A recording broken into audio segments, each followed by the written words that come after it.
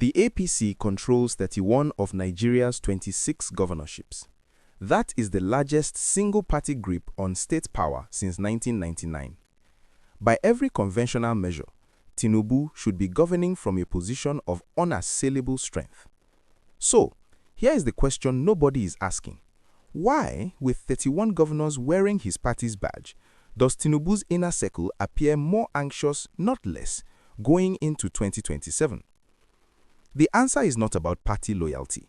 It is about something far older, far more structural, and far more dangerous to any sitting president. Stay with me, because by the end of this video, you will read every future APC headline through a completely different lens. Before we go further, if you are new here, NaijaGlimpseNews exists for one reason: to bring you the kind of rigorous Nigerian political analysis that mainstream media skips over. Subscribe now and stay with me, because what we're about to break down goes deeper than the headlines. The tension crystallized across two events in 2024 and early 2025.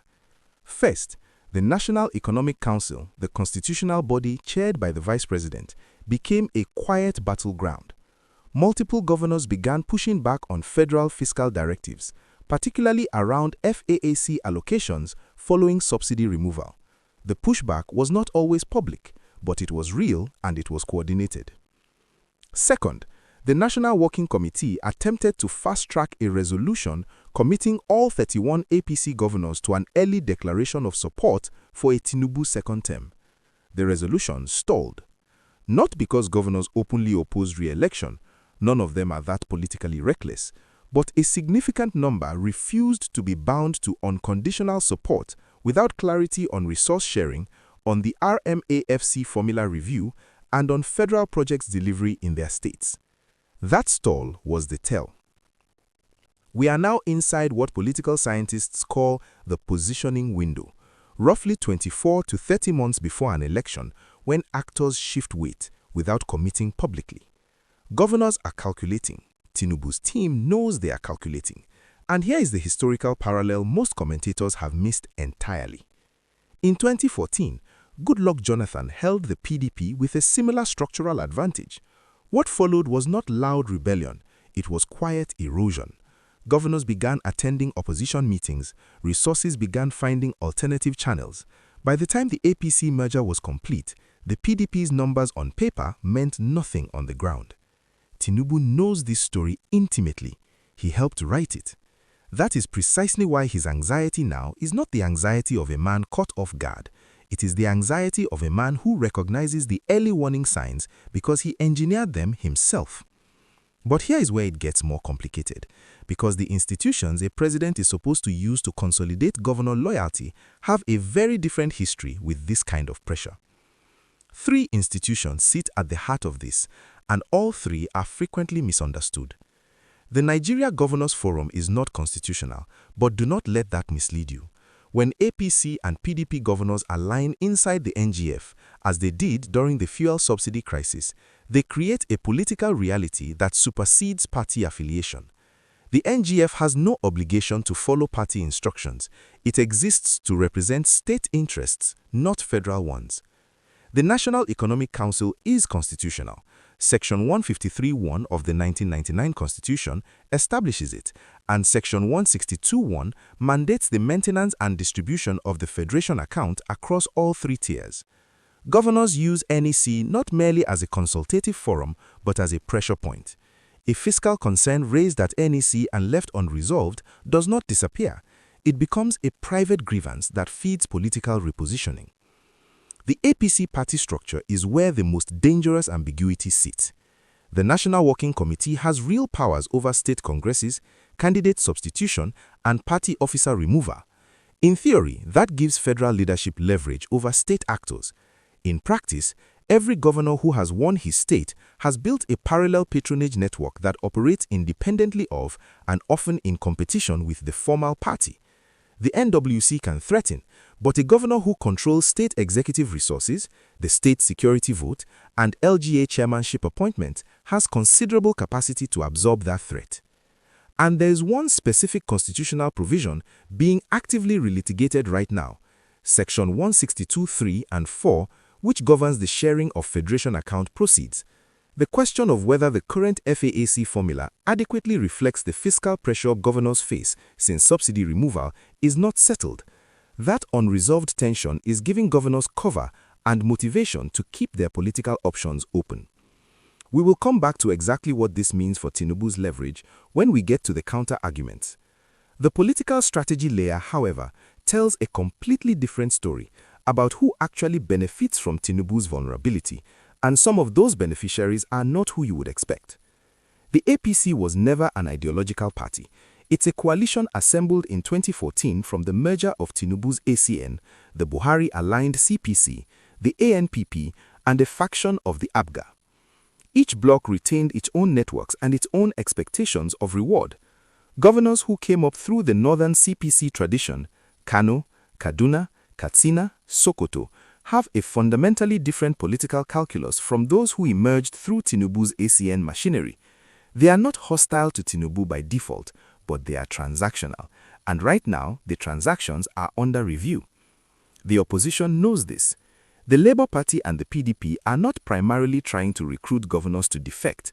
They are mapping something more subtle, which governors might not mobilize their states against an opposition candidate, who might look the other way, reduce their machinery's intensity, or simply not show up with the same energy they showed in 2023.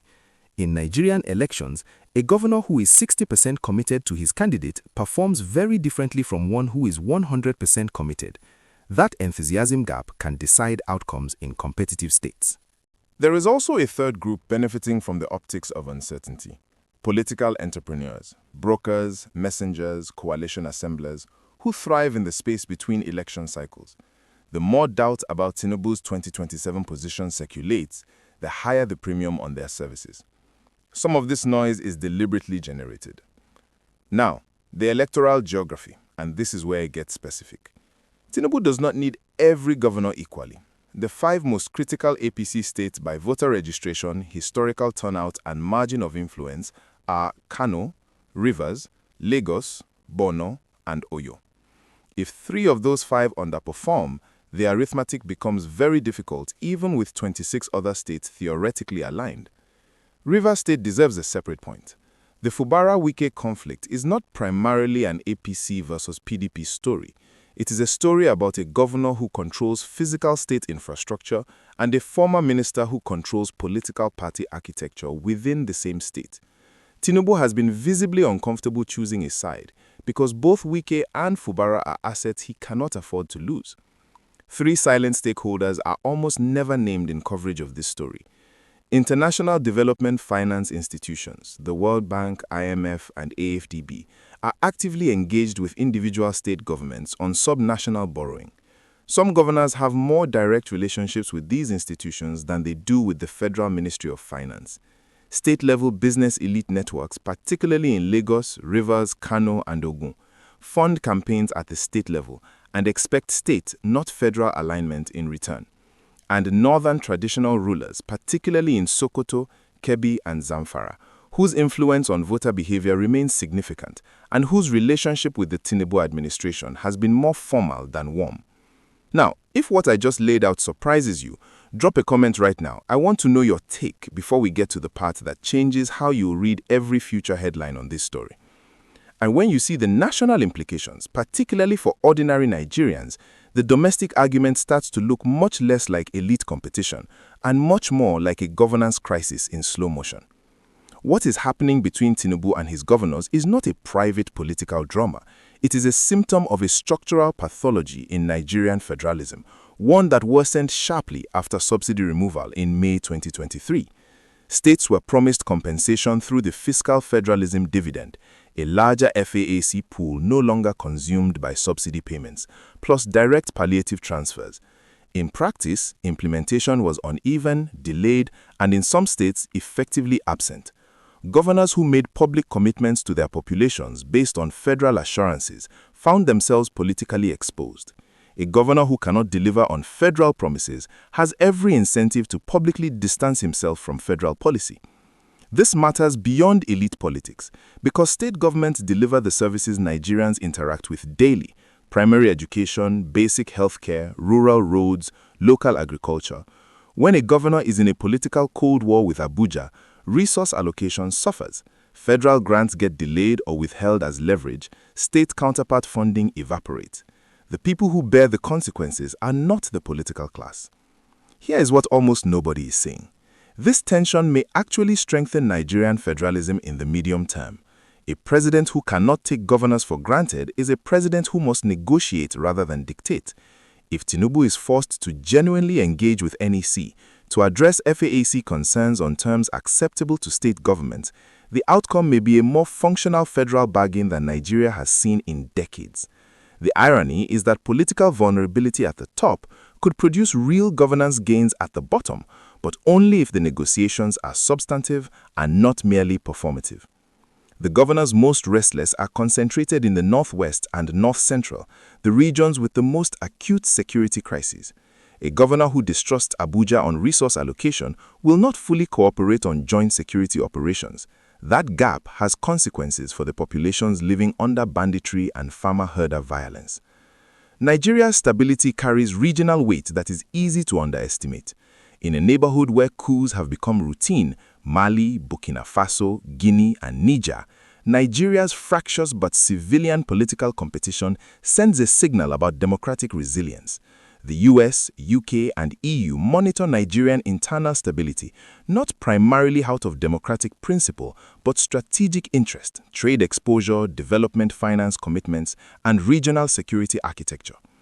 The diaspora dimension is where most domestic Nigerian media has gone entirely silent. The UK and US-based Nigerian diaspora, over 1.7 million in the US alone, are remittance senders, property investors, and increasingly political organizers. Several APC governor campaigns in 2023 received diaspora organizing support. What is changing now, diaspora political networks, Igbo, Yoruba, and Northern professional networks are beginning to have 2027 conversations that are not aligned with the current federal position. Some are structured around Labour Party rebuilding, others around an emerging APC internal faction. The open question: can a president whose party is fracturing at the governor level retain the diaspora networks that amplified his 2023 campaign? The answer depends on who fills the political vacuum in key states before the campaign season formally opens. We will close this loop at the end. The most credible opposing argument runs like this. Nigerian political alignment has always been provisional and transactional, and it has almost always resolved in favor of the incumbent. Every president since 1999 has faced governor restlessness, and everyone has either been re-elected or managed succession on his own terms. The structural advantages of incumbency, federal resource allocation, security infrastructure, and INEC influence have consistently outweighed the variable of governor loyalty. This has happened before, and it has always stabilized. That argument has two critical blind spots. First, it assumes incumbency advantages are constant. They are not.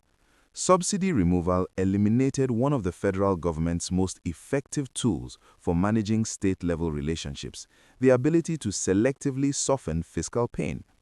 Without it, Abuja is more dependent on formal FAAC transfers and capital project placement, both of which are slower, more transparent, and harder to weaponize as targeted political inducements. Second, it assumes the opposition remains fragmented. In 2023, three-way opposition splitting was the structural reality that made incumbency arithmetic work. If any two of those forces form a credible alliance before 2027, the mathematics changes fundamentally. Now, the open loop from Section 3. Section 162, 3, and 4 is precisely where this converges. If the administration credibly addresses subnational fiscal strain through a revised revenue-sharing formula, accelerated capital project delivery, or a functional political bargaining mechanism, governor restlessness can be channeled. But that requires fiscal space simultaneously being consumed by currency stabilization, inflation management, debt servicing, and power sector reform. These are not small competing pressures, they are structural ones. The national interest question is not whether Tinubu survives politically, It is whether resolving this tension produces governance outcomes that benefit Nigerians regardless of who wins in 2027. Tinubu's administration will most likely pursue a dual track: selective appeasement through targeted federal capital project announcements in restless states, combined with disciplinary signaling through the NWC against governor-aligned local party structures. Watch which states receive presidential visits before Q3 2025. That geography will tell you more than any press statement. Restless governors will not defect and will not loudly align. The optimal play is studied ambiguity, staying formally inside the APC tent, raising fiscal grievances through legitimate constitutional channels, and positioning as a power broker rather than an insurgent. The governor who defects early gets punished. The one who stays ambiguous until 18 months out retains maximum leverage. 3 signals to monitor in the next 12 months. The NEC communiques. If resolutions are implemented within 60 days, the relationship is stabilizing. State party Congress outcomes. A governor who installs his own state chairman has just expanded his independence. And 2027 declaration timing. The first governors to declare tell you who needs federal goodwill most, and the last to declare tell you who believes they have leverage. Here's the scenario no one is raising. What if Tinubu wins 2027, but through such a resource-intensive, transactional, coercion-assisted process that he arrives at his second term politically exhausted and institutionally delegitimized? Nigeria has seen this before. A president who spends all his political capital winning re-election has none left to govern with. A victory built on maximum governor appeasement begins under enormous obligation. That is not a neutral outcome. That is a governance problem dressed as an electoral solution. At the start of this video, we asked why, with 31 governors in his party, does Tinubu's inner circle appear more anxious going into 2027? The answer is that formal party membership and genuine political alignment are structurally different things in Nigerian federalism. Governors have their own constitutional standing, their own resource bases, their own electoral mandates. Tinubu's weakness is not that he has enemies, it is that he has 31 allies independently calculating whether loyalty or ambiguity serves them better. On the FAAC dispute, Section 162 gives governors a constitutionally legitimate reason to maintain political distance without crossing into open opposition. It will not resolve without a formal revenue-sharing revision or a credible fiscal transfer program. Neither has happened. On diaspora realignment, the networks that mattered in 2023 are not committed to 2027 yet. The space for political realignment is open in a way it was not 18 months ago. Who fills it before campaign season determines whether diaspora amplification works for Tinubu or against him. The story of Tinubu and his 31 governors is not about imminent collapse or certain stability. It is about the structural tension between formal party unity and substantive political alignment, a tension Nigerian federalism has never resolved and that each administration manages differently. What is new this cycle is the fiscal context. Governors are under more pressure, more politically exposed, and more motivated to extract real concessions before committing. Whether that produces a more honest federalism or simply a more expensive one is the question every Nigerian should be asking, regardless of partisan preference.